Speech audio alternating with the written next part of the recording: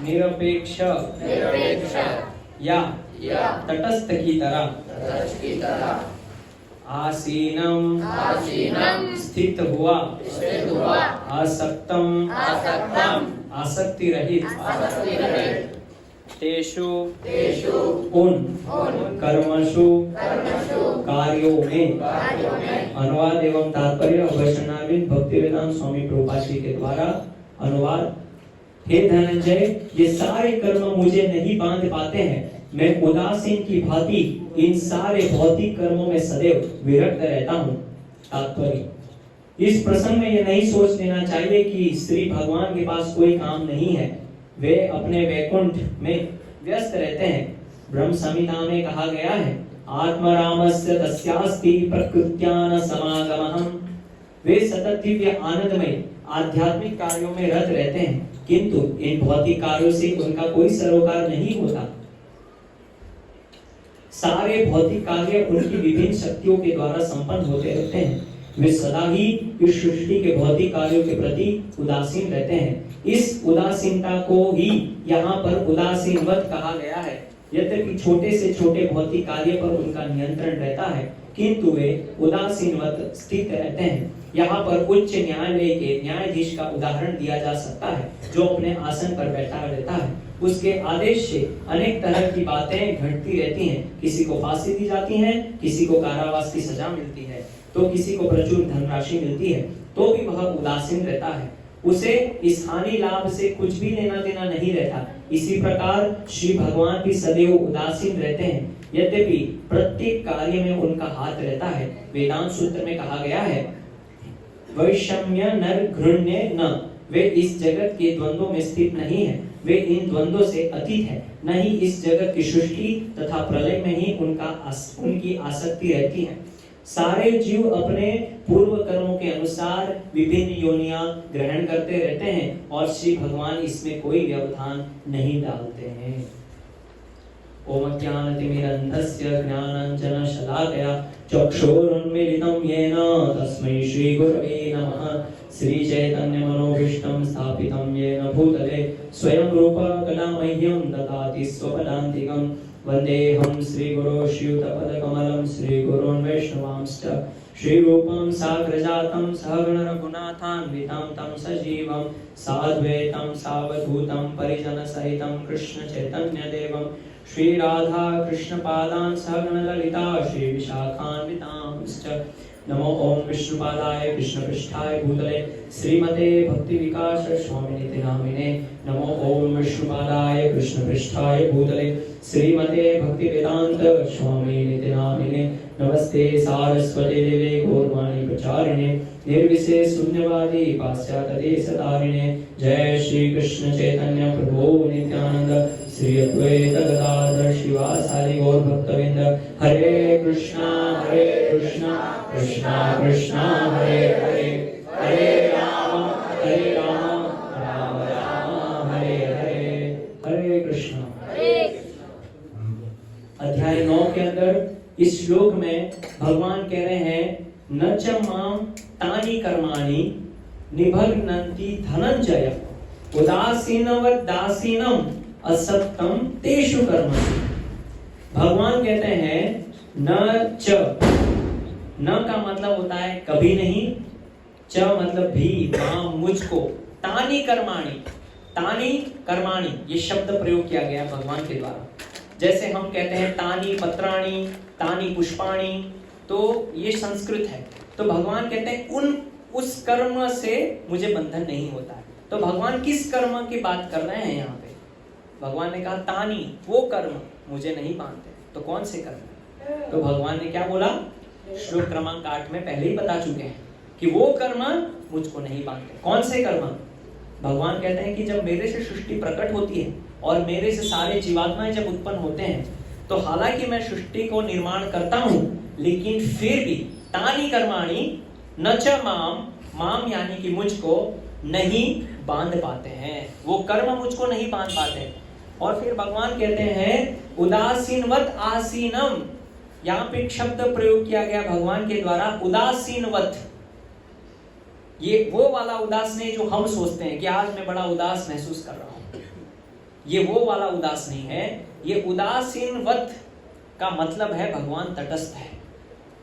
भगवान जो है वो सृष्टि की रचना करते हैं, जीवों की उत्पत्ति करते हैं, सब कुछ करते हैं, लेकिन फिर भी वो कर्म भगवान को नहीं बांध पाते।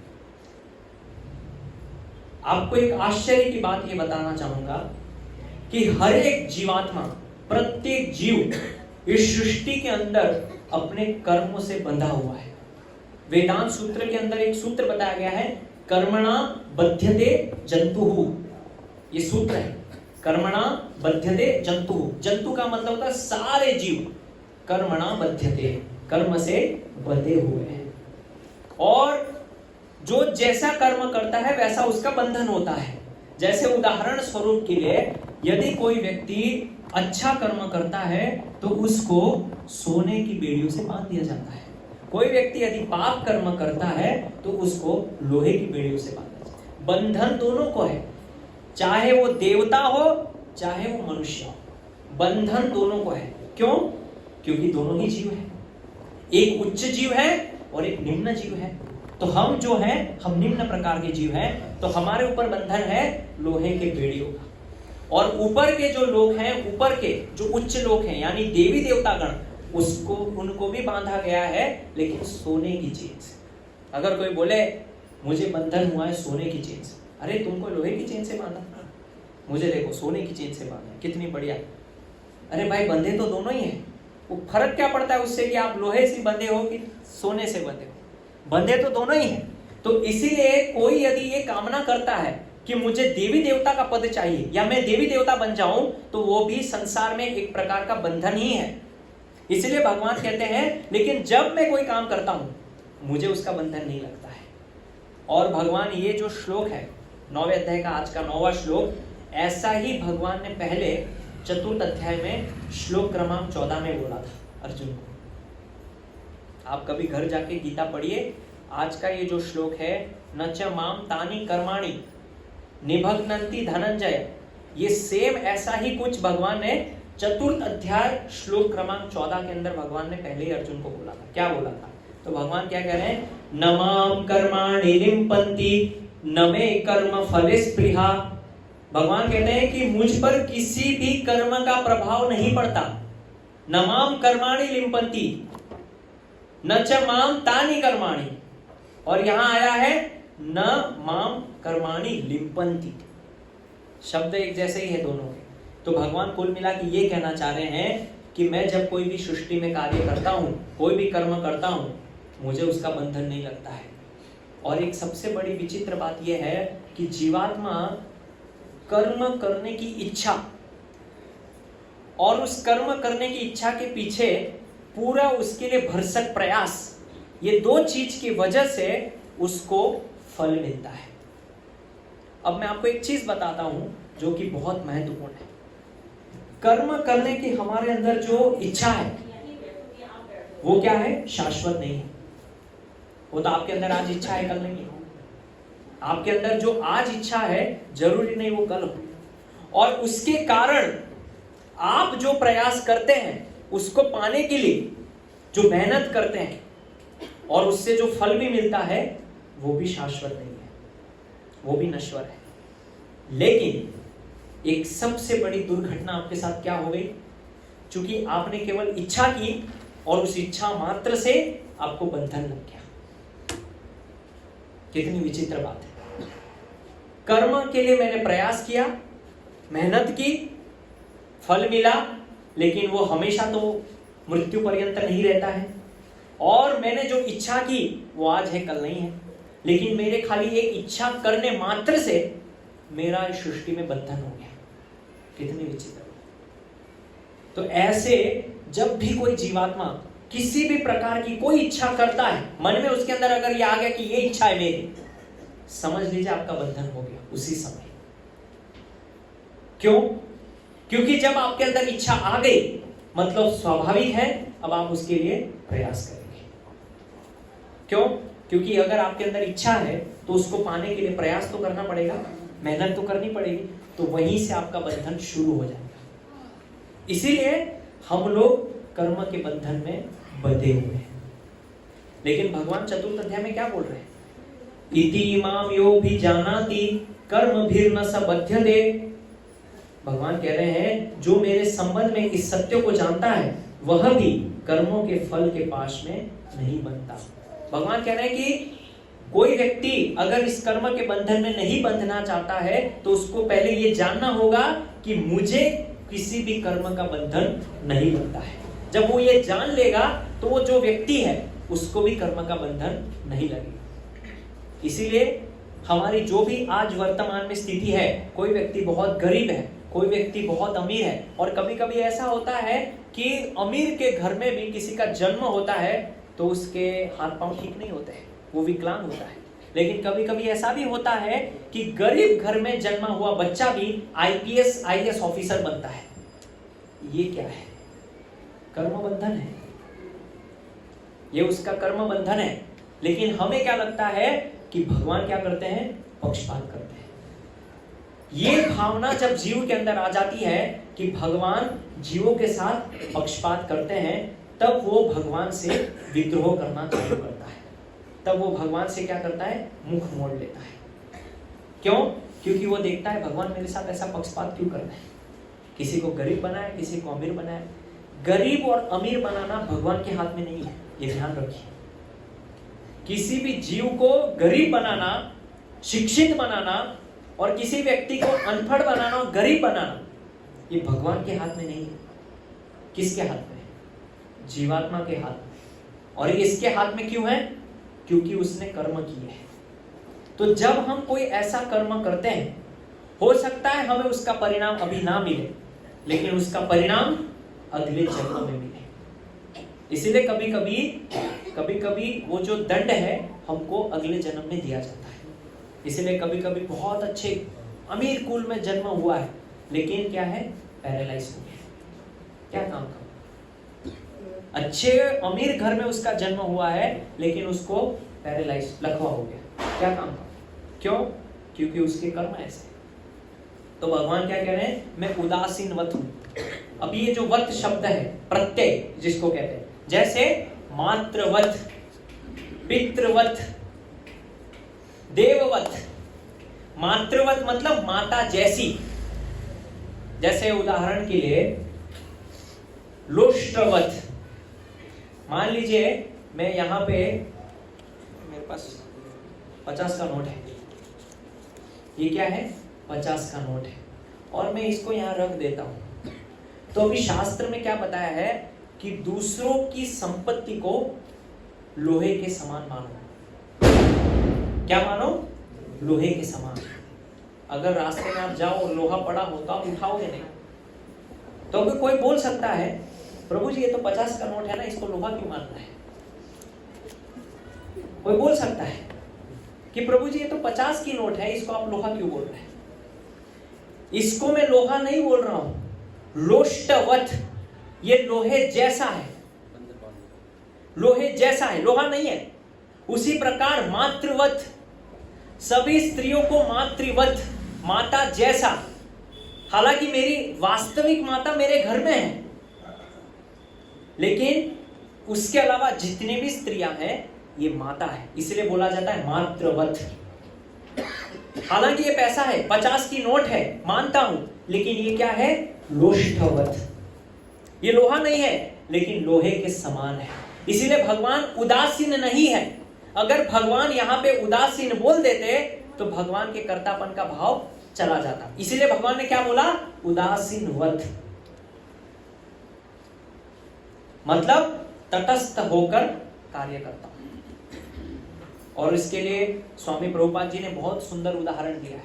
क्या उदाहरण दिया है? एक न्यायाधीश का उदाहरण दिया है। जज जो होता है कोर्ट में, जो अपने बड़े से कुर्सी पे ऐसे मेरी तरह बैठा रहता है और ऑर्डर ऑर्डर ऑर्डर करता है और बोलता है इसको फांसी दे दो, इसको जो गवर्नमेंट है हम अनुरोध करते हैं कि इस व्यक्ति को 1 लाख दिया जाए, भरपाई की जाए। आदेश देता है बहुत अनेक प्रकार के। किसी को फांसी मिलती है, किसी को धनराशि मिलती है, और किसी को बहुत कुछ होता रहता है उसके आदेश से।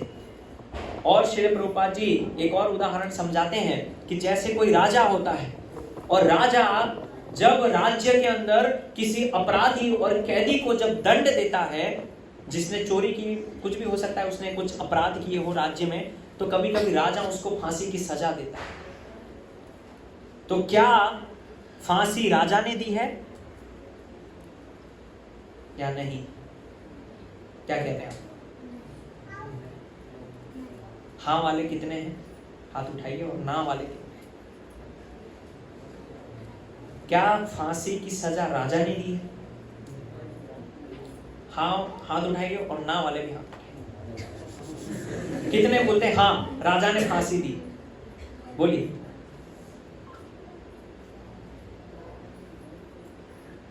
हाथ नहीं उठा रहे, इसका मतलब ये है फांसी दी भी और नहीं भी दी।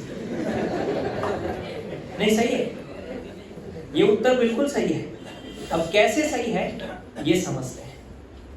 ये उत्तर कि राजा ने फांसी दी सही है और नहीं दी ये भी सही है। क्यों? क्योंकि जब राजा किसी राज्य के अंदर व्यक्ति को जब दंड देता है तो राजा खुद उसके घर में जाके उसको पकड़ के नहीं करता है, उसको राजा के द्वारा किसी को आदेश दिया जाता है। उसके अध्यक्षता में सैनिक है, सिपाही है, उनको बोला जाता है कि जाओ उसको पकड़ के लाओ और उसको दंड दो। तो सैनिक सिपाही लोग जाते हैं उसके घर में, उसको पकड़ के लाते हैं और उसको फांसी देते हैं। तो फांसी दिया किस? सैनिक ने। सैनिक ने। क्यों?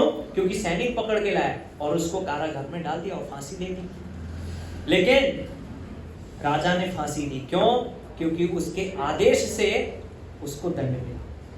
उसी प्रकार भगवान का कहने का मतलब है उदासीनवत, मैं तटस्थ हूं। मतलब जब किसी जीव को उत्पत्ति होती है, किसी जीवों की जब योनियां, अलग अलग 84 लाख योनियां उत्पत्ति होती है, जैसे हमारे घर में किसी का हैप्पी बर्थडे होता है, जन्मदिन मनाते हैं, या किसी का जन्मदिन होता है, मतलब सही में किसी का जन्म हुआ है, बड़ी खुशी मनाते हैं, happy birthday to you, happy birthday to you, जन्मदिन की हार्दिक शुभकामनाएं, जन्मदिन के आपको अभिनंदन, जीवे शरद शतम, 100 साल जियो, ऐसा बड़े खुश होते हैं।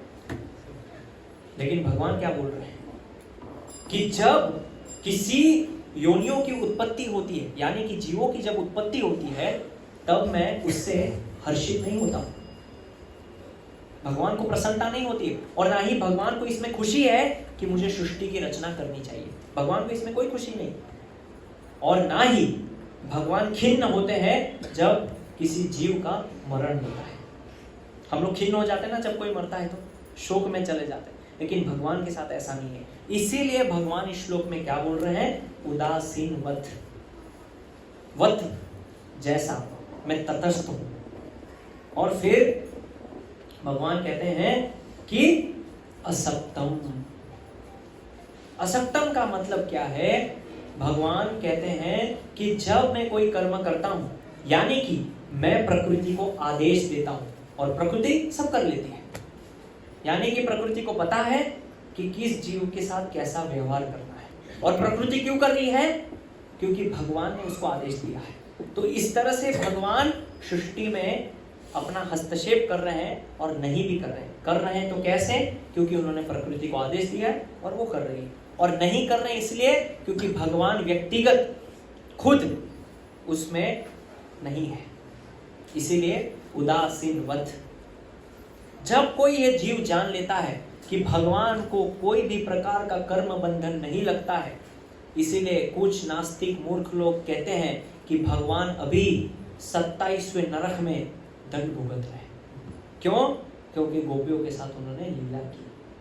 बोलते हैं, बहुत लोग ऐसा बोलते हैं, 27वें नरक में अभी कृष्ण। गलत है। यही चीज भगवान यहाँ पे बता रहे हैं। क्या बता रहे हैं? नमाम कर्माणि लिप्यन्ते। कोई भी कर्म मुझे बांधता नहीं है। जब कोई व्यक्ति ये सोच लेता है कि भगवान भी कोई कर्म में बंधते हैं, तो फिर निश्चित रूप से वो व्यक्ति नरक जाएगा। इसीलिए ये समझना जरूरी है। भगवान बोलते हैं कि मैं उदासीनवत हूं, मैं सृष्टि में हाथ नहीं लगाता। और भगवान भगवान कहते हैं असक्तम। असक्तम का मतलब होता है अनासक्ति। दूसरा शब्द उसका होता है विरक्ति। तो भगवान जब कोई कार्य करते हैं, जब भगवान कोई कर्म करते हैं तो भगवान क्या है, उससे विरक्त है। लेकिन हमारे अंदर वो विरक्ति नहीं होती है, हमारे अंदर वो अनासक्ति नहीं होती है। जब हम कोई काम करते हैं हमारे अंदर क्या है, आसक्ति होती है। तभी भगवान ने क्या कहा भगवत गीता के दूसरे अध्याय में, कर्मण्येवाधिकारस्ते मा फलेषु कदाचन। कर्मण्येवाधिकारस्ते मा फलेषु कदाचन। कर्म के फल का अधिकार आपका नहीं है, लेकिन हम लोग क्या उसमें आसक्त हैं। इसीलिए भगवान क्या करें, असक्त, मुझे कोई आसक्ति नहीं है, विरक्त हूं मैं पूरी तरह से। क्यों विरक्त हूं? क्योंकि मैं तो गोलोक वृंदावन में अपनी लीलाएं करता हूँ, मुझे इस सृष्टि से क्या लेना देना, ये तो अपने आप प्रकृति कर लेती है, मुझे उसमें हस्तक्षेप करने की जरूरत नहीं। और महत्वपूर्ण, भगवान ने क्या कहा यहाँ पे अर्जुन को, क्या बोला है, धनंजय। धनंजय क्यों बोला है इस श्लोक में, ये बहुत महत्वपूर्ण। धन अर्जयति यह स धनंजय। परिभाषा क्या है, धन अर्जयति यह सह धनंजय। जो धन का अर्जन करता हो वो धनंजय है। और अर्जुन ने राजसूय यज्ञ के दौरान युधिष्ठिर महाराज के कहने पे अलग अलग प्रांतों में जाके धन को एकत्रित किया था, और देवी देवताओं के द्वारा उन्होंने अस्त्र शस्त्रों को, दिव्यास्त्र को प्राप्त किया था, इसलिए उसका नाम धनंजय है। तो भगवान यह धनंजय क्यों बोल रहे हैं उसको, भगवान कहना चाह रहे हैं जैसे तुम्हारा नाम धनंजय है, जिस प्रकार तुमने धन को अर्जित किया, ये तुम्हारा धन है, अस्त्र शस्त्र दिव्यास्त्र स्वर्ण मुद्राएं, ऐसे ही मेरा भी दो धन है। क्या धन है मेरे पास? दो, उदासीनवत और दूसरा असक्तम। ये दो मेरे धन है। क्या है? उदासीनवत मतलब मैं तटस्थ हूं, और दूसरा मैं असक्तम यानी कि अनासक्त हूं।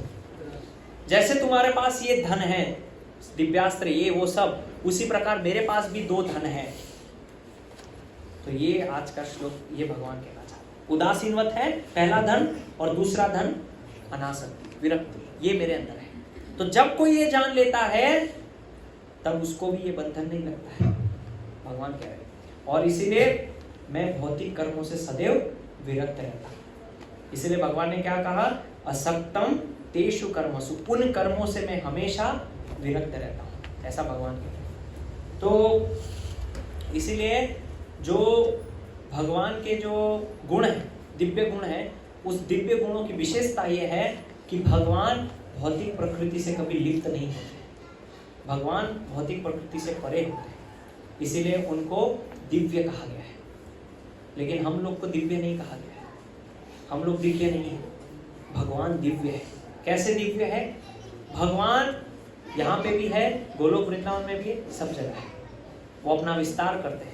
तो उसी प्रकार जब भगवान अपनी शक्ति का विस्तार करते हैं तो अपने आप जीवों की उत्पत्ति भी होती है, सृष्टि की उत्पत्ति भी होती है, गुणों की उत्पत्ति होती है, सत्व रजस तमस, और जीव क्या करता है, अपनी इच्छा के वशीभूत होके कर्म करने में लग जाता है, और फिर उस प्रकार से उसका कर्म बंधन शुरू हो जाता है, और कर्म बनता जाता है, बनता जाता है, बंधता जाता है, और इतना ज्यादा वो कर्म में बंध जाता है जिसके कारण स्वरूप उसको 84 लाख प्रकार की योनि में भ्रमण करना पड़ता है, इतना ज्यादा वो बंध जाता है कर्म।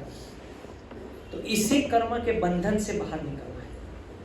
इसीलिए जो भगवान है वो क्या कहते हैं कि सारे जीव अपने पूर्व कर्मों के अनुसार विभिन्न योनियां ग्रहण करते हैं, और श्री भगवान इसमें कोई व्यवधान नहीं डालते। क्यों व्यवधान नहीं डालते? अपने पूर्व कर्मों के अनुसार उसकी ये गति है, इसीलिए भगवान क्या है, ये द्वंद्वों से अतीत है। ये जो द्वंद्व है इससे भगवान अतीत है, परे है। और सृष्टि प्रलय, जब सृष्टि होती है, जब प्रलय होता है, भगवान की उसमें कोई आसक्ति नहीं है। तो ये भगवान यहाँ पे कहना चाह रहे हैं।